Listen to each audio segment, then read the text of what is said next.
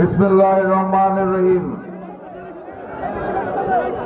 কুষ্টিয়া জেলা বাংলাদেশ জামায়াতে ইসলামী আয়োজিত আজকের এই নির্বাচনী জনসভার সম্মানিত সভাপতি, মঞ্চে উপবিষ্ট 11 দলীয় নির্বাচনী ঐক্যের কেন্দ্রীয়, আঞ্চলিক এবং জেলা পর্যায়ের নেতৃবৃন্দ, আমার সামনে উপস্থিত প্রাণপ্রিয় কুষ্টিয়াবাসী, প্রিয় সাংবাদিক বৃন্দ, সবাইকে জানাই আমার দল জাতীয় গণতান্ত্রিক পার্টি জাগপার পক্ষ থেকে সংগ্রামী সালাম এবং শুভেচ্ছা।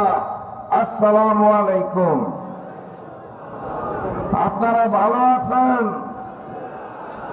12 তারিখ যুদ্ধের জন্য প্রস্তুতি নিয়েছেন? যুদ্ধে আমাদের জয় হবে। আমরা ভোট কেন্দ্র পাহারা দিয়ে রাখতে পারব। শহীদি তামান্না নিয়ে এই দুনিয়ায় আমরা এসেছি, মনে রাখবেন।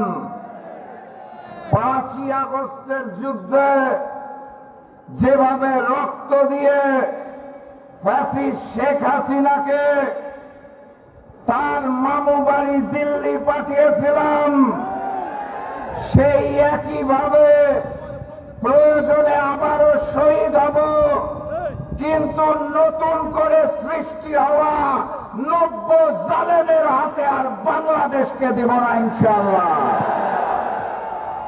সংগ্রামী সাথী এবং বন্ধুগণ, ওই লন্ডন থেকে এক নতুন মুফতি এসেছে।